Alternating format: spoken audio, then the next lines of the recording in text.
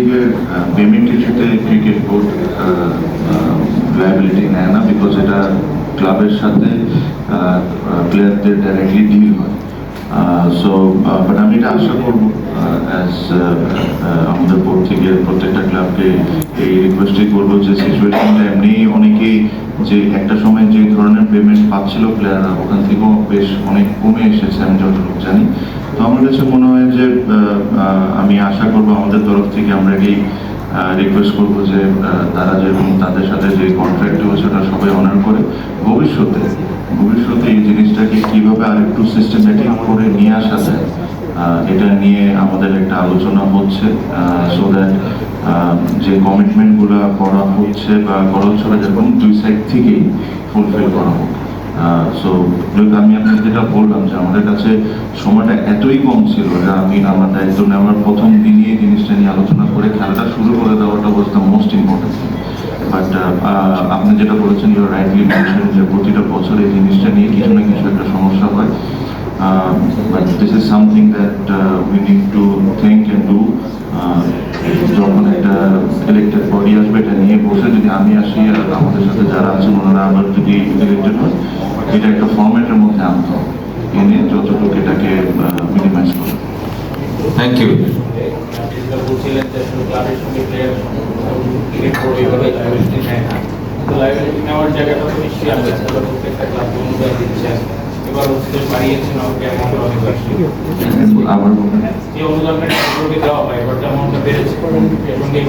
অনেক কিছু দায়িত্ব দিয়ে নিয়েছে, মনে হয় না যে মানে বিসিবি তাদেরকে একটা জবাব দিয়ে জায়গায় আনতে পারে রিগার্ডিং দ্য পেমেন্ট? 100% আমি এটা অস্বীকার করছি না। আমি এই কারণেই বললাম যে এটা যদি আমরা একটা প্রপার ট্রাইপার্টি কন্ট্রাক্টের মধ্যে আনতে পারি, যেখানে বিসিবি যদি বিসিবি এখানে কন্ট্রিবিউট করছে ক্লাবগুলোকে, এটা ট্রাইপার্টির মধ্যে যদি আমরা আনতে পারি কন্ট্রাক্টের মধ্যে, তাহলে এই জিনিসটা আর একটু বেটার হবে। এখন সাডেনলি এত বছর ধরে ধরেন 37 বছর ধরে এটা এক বইতে চলতেছে, এক মাসের মধ্যে এসে বা 20 দিনের মধ্যে এসে এটা হঠাৎ করে চেঞ্জ করাটা সম্ভব না। But this is something that I genuinely think এটা হওয়া উচিত। And as I told you যে in the coming years if when the elected body is there and again আমি বলি আমি যদি থাকি আমাদের সাথে যারা আছেন ওনারা যদি থাকেন, this is something that we really want to work on. Coming back, the question. একটু রনিং প্লিজ। অনেক কিছু কথা বলছেন আইসিএল বা হ্যাঁ, বোর্ডের খরচ বাড়ছে, বোর্ডের খরচ বাড়ছে, এটা সত্য। সিগনিফিকেন্টলি একটা অ্যামাউন্ট বেড়েছে। ফাইন্যান্স চেয়ারম্যান এখানে আছেন, উনি খুব বেশি খুশি না এটা নিয়ে, বাট তারপরেও উনি একটা কথা বলেন যে এই জিনিসগুলো হলো প্লেয়ারদের জন্য, প্লেয়ারদেরকে সুযোগ সুবিধা দেওয়ার জন্য যতটুকু আমরা করতে পারি। বাট এটা সুযোগ সুবিধা অবশ্যই আমাদের তরফ থেকে দিব, but as board, as cricket board, যে এই টাকাগুলো আমরা কীভাবে করে রিকভার করবো, কীভাবে করে আমাদের রেভিনিউ বাড়াবো, এটা আমাদের দায়িত্ব। হ্যাঁ, আপনি যদি লাস্ট ইয়ারের থেকে কম্পেয়ার করেন এক্সপেন্সেস বেড়েছে, নো ডাউট। বাট আমার জন্য এই মুহূর্তে এই টুর্নামেন্টটা মাঠে নামানোটা ওয়াজ দ্য মোস্ট প্রায়োরিটি। আমার জন্য যদি 2 টাকা 3 টাকা 4 টাকা বেশি যদি খরচ হয়, হবে, খরচটা কার উপর হচ্ছে? প্লেয়ারদের উপর হচ্ছে। আমরা কার জন্য? প্লেয়ারদের জন্য। সো করতে হলে করতে হবে। ওকে, রূপক। তামিম ভাই, আপনি কিছুক্ষণ আগে রেফারেন্স দিয়েছেন যে ঢাকা প্রিমিয়ার লিগে একসময় অনেক নাম করা ক্রিকেটাররা আসতেন না, আপনাদের কাছে খোঁজ নিতেন কবে শুরু হবে। গত 2-3 সিজন ধরে আসলে একদম লোকাল ক্রিকেটারই খেলছেন, লোকাল ক্রিকেটাররা বেশি ম্যাচ পাচ্ছে বা অনেকেই সুবিধা পাচ্ছে, কিন্তু বিদেশি ক্রিকেটার থাকলে আসলে কি সুবিধা হতো, সামনে আসলে থাকা উচিত কিনা, কি মনে হয়? এটা দুই সাইড অফ দ্য স্টোরিজ আছে। একটা হলো যে বিদেশি ক্রিকেটার একটা সময় 3 জনও ছিল, একটা সময় 2 জনও ছিল, একটা সময় 1 জনও ছিল। সো একজন 12টা প্লেয়ার, লোকাল প্লেয়ার বেশি সুযোগ পায়, এটা হলো একটা advantage if we are going with all local. আর যদি ধরেন 1 জন বা 2 জনকে অ্যালাউ করা যায়, বিদেশি কম্পিটিটিভনেসটা পারে।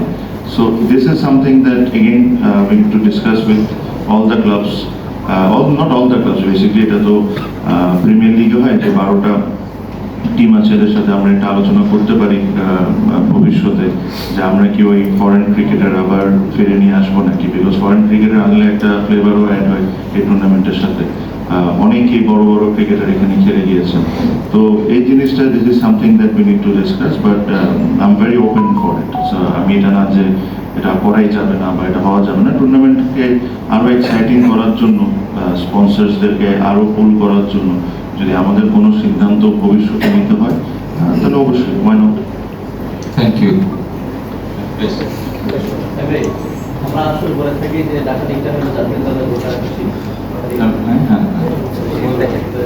মতো দেখছি যে এইখান থেকে অনেক জাতীয় দলে টুর্নামেন্ট শেষে দেখা যায় আমরা অনেকটা দেখি যে সেরা পাচ্ছে সর্বোচ্চ রান তাদের সেরা উইকেট তারা এদেরকে নিয়ে জাতীয় দলে ঢোকার জন্য গর্বিত নাচের করে এই স্কিমটা নিয়ে দেখেন, আমার জন্য ইম্পর্টেন্টটা কি জানেন, সেরা 5 ব্যাটসম্যান, এটা তো সবাই আমরা জানি যে সেরা 5 ব্যাটসম্যান কারা যখন টুর্নামেন্টটা শেষ হয়। আর আমার জন্য বেশি ইম্পর্টেন্ট ছিল যে আরো 30টা ব্যাটসম্যান তাদেরকে কিভাবে করে ভালো অবস্থায় নিয়ে আসা যায়। কারণ যে কোনো প্লেয়ারের কিন্তু একটা সিজন বাজে যেতেই পারে, নট নেসেসারিলি ওই প্লেয়ারটা খারাপ। এরকম অনেক হিস্ট্রি আছে যে আন্ডার-19 টিমে চান্স পায় নাই কিন্তু ন্যাশনাল টিমে রিপ্রেজেন্ট করেছে, ভালো করেছে। So for me the most important thing is top 3 batsman, ওরা তো অটোমেটিকলি অপরচুনিটি পাবে, but what about the others? ওদেরকে নিয়ে কিভাবে আগাইতে পারি, ওদেরকে নিয়ে কি করতে পারি সো দ্যাট নেক্সট সিজনসে ওরা যেরকম টপ 3 ব্যাটসম্যান হবে। সো আমার ফোকাস হলো ওটাই। টপ 3 আপনারা লিখবেন, আপনারাই জানবেন, সিলেক্টরও পিক করবে, এটা নিয়ে আমি চিন্তা করে আসলে লাভ নেই। I am thinking about the others, যাদের ভালো টুর্নামেন্ট জানে, কেপেবল, ওদেরকে নিয়ে। Thank you. আমার মনে হয় আর কারো প্রশ্ন নাই। আমরা একটু টুর্নামেন্টের লোগোটা এখানে একটু দেখাতে চাই, তারপরে